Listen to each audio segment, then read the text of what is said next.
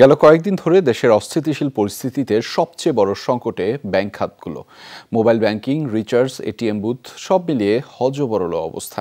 এ নিয়ে ভোগান্তিতে গ্রাহকরা জানিয়েছেন প্রয়োজনে তোলা যাচ্ছে না টাকা। এদিকে দেশের পরিস্থিতিতে অনেক ব্যাংক তাদের বুথে টাকা রিফিল করতে পারছে না বলেও জানিয়েছেন কর্মকর্তারা। বিস্তারিত জানাচ্ছেন লামিয়া তিথি, ক্যামেরায় ছিলেন অলোক বণিক। গত কয়েকদিন ধরে মোবাইলে ফ্লেক্সি লোড বা স্ক্র্যাচ কার্ডের মাধ্যমে টাকা রিচার্জ করছেন গ্রাহকরা। রাজধানীর পাড়া মহল্লায় ফ্লেক্সি লোডের দোকানগুলোতে এমন ভিড় এখন নিয়মিত চিত্র। গ্রাহকরা জানান যোগাযোগ করার জন্য পুরনো মাধ্যমে মোবাইল রিচার্জ করতে হচ্ছে। অনেকের মনেই প্রশ্ন, আগে রিচার্জ করা নেট ও টক টাইমের সময় শেষ হলে সেগুলোর কি হবে? ডিজিটাল যুগে আবার রিচার্জ করা একটু এমন হচ্ছে।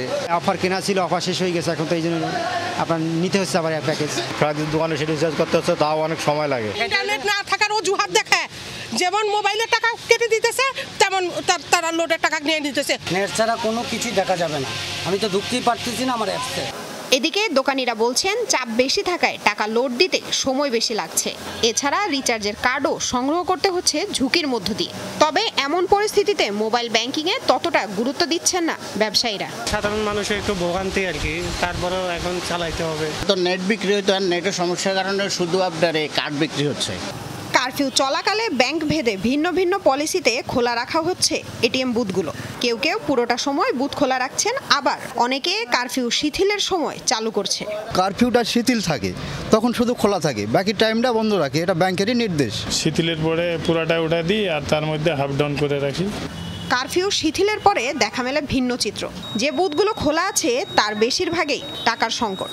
তবে হাতে গোনা কয়েকটি বুথে মিলছে টাকা। বাজার করতে বের হয়েছে, এখন টাকা তুলতে হইতেছে। তা আমি অনেক এটিএম ঘুরিয়ে দেখলাম যে এখানে টাকা আছে, এখান থেকে নিতে পারলাম। লিমিটটা কিছু কমিয়ে দিয়েছে, কিন্তু ঠিক আছে। উনি যেটা বললেন যে একটু আগে কাজ করছিল, বাট এখন তো আর করছে না, তো নেটওয়ার্কেরই প্রবলেম। ও ডাক্তারের ভিজিট দিবে, আমার মানিব্যাগে 200 টাকা আছে, তো আমি ভাবলাম 5000 টাকা উঠাবো, টাকা নেই। ব্যাংকে টাকা তুলতে পারলাম না, এই জন্য চলে যাচ্ছি অন্য একটা বুথে, দেখি ট্রাই করে।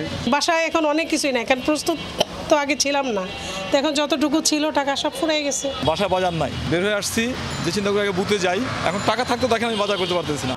মিউচুয়াল ট্রাস্ট ব্যাংকের ব্যবস্থাপনা পরিচালক সৈয়দ মাহবুবুর রহমান জানিয়েছেন, দেশের পরিস্থিতির কারণে বুথগুলোতে রিফিল করা অনেক সময় কঠিন হয়ে পড়ছে। বিভিন্ন ব্যাংক ধরেন বিভিন্নভাবে ম্যানেজ করছে, কেউ হয়তো ম্যানেজ করছে নিজেদের দ্বারা, কেউ হয়তো ম্যানেজ করছে থার্ড পার্টি দিয়ে। যেখান থেকে টাকা নেবে সেটা সেন্সিটিভ এলাকা থাকে, তাহলে হয়তো ওখানে নেওয়াটা ডিফিকাল্ট। দেশে প্রতিদিন কয়েক হাজার কোটি টাকার লেনদেন হয় ব্যাংক বুথগুলোতে। এটি বন্ধ থাকায় বিপাকে গ্রাহকরা। লামিয়া তিথি, যমুনা নিউজ, ঢাকা।